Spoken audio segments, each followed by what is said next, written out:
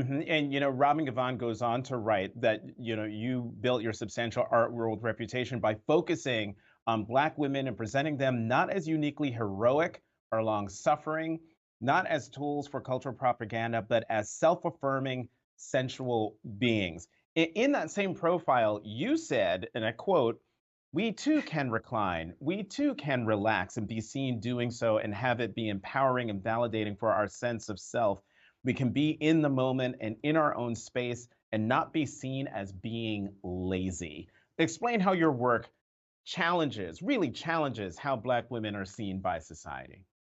Well, when you think about the idea of leisure and you think of the idea, and if you just take the word desire, that comes with a very high bar of privilege. And also with that also constitutes a particular group of people who have the opportunity or who have the as you will, the space to do that because their life equates in a way where they have the time, right? Mm. You know, and or they have the time for self-care, they have the time for good eating, they have the time for good health, right? And Mhm. oftentimes when you have people who are laborers or from particular classes and who are working, they can afford that time. So certain things are sort of pushed to the side and aren't a priority in their life. And so therefore the notion of relaxation, because you're always in the mode of doing or activating or providing or caretaking and all of these things, comes at a great cost of your well-being, right? And so Black people in this in specifically in America and just globally are known to just always doing something. And so Mhm. the notion of as soon as we're sitting or contemplating or in a state of uh uh joy, it's also deemed as these negative terms.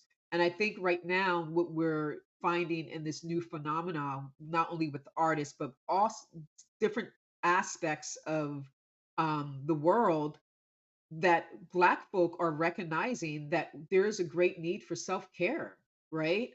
Mhm. And some of that is recognizing the state of leisure, the state of taking care of yourself, the state of being physical and active and enjoying, or just lounging in the park. Like, what does that really? That's to have the opportunity to wake up and go. I'm going to just go sit in the park today Mhm.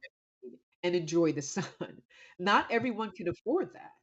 Right. So that can come at a great cost for so many people. And so for me to and many of us today are recognizing that. Many artists, if you look today, there's Resting Our Eyes that was at ICA in San Francisco, you know, just did an incredible, exhibition around Black leisure, about resting, about what does that look like?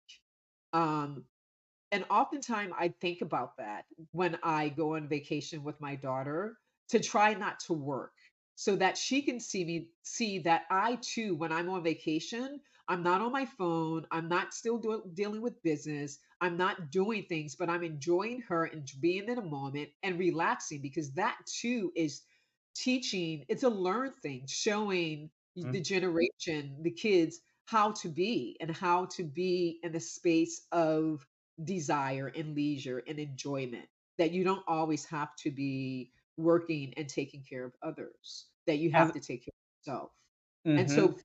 the notion of those reclining figures in art history was also demonstrating a particular privilege for them to be photographed and depicted in such greatness, Right. and such Right. sensuality, that they could afford that. Because and that's why you saw, what did you see? You saw Black women, Black men always in servitude positions, because we were the ones working. We were the ones providing that sort of sense of space for the other.